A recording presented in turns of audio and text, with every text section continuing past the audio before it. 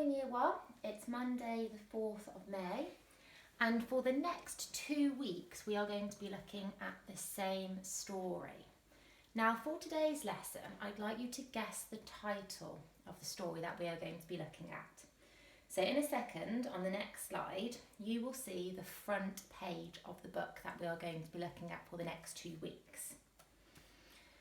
I would like you to try and guess what the title could be. Not just one guess, quite a few guesses, at least 5 different guesses. Now, if you've seen this book before, or if you have this book and you know what the title is, I would like you to try and pretend you don't, try and forget that and think about what other titles could be.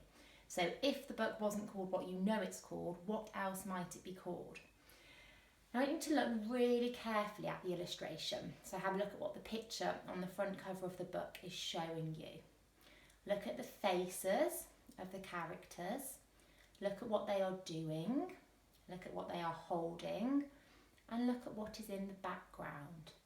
Now, if you've got someone at home with you now, it might be a good idea if you were to have a little chat with that person. They might have some ideas of what they think the title might be called.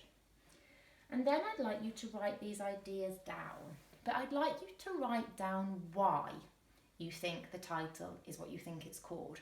And I'd like you to use the conjunction because when you do that.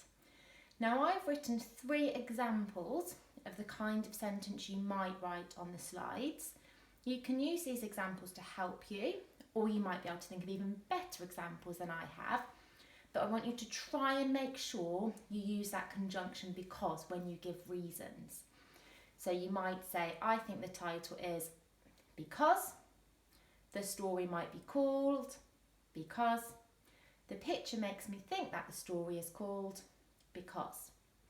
Now, when you're writing, as always, remember a capital letter at the beginning, a full stop at the end, finger spaces and your sounds.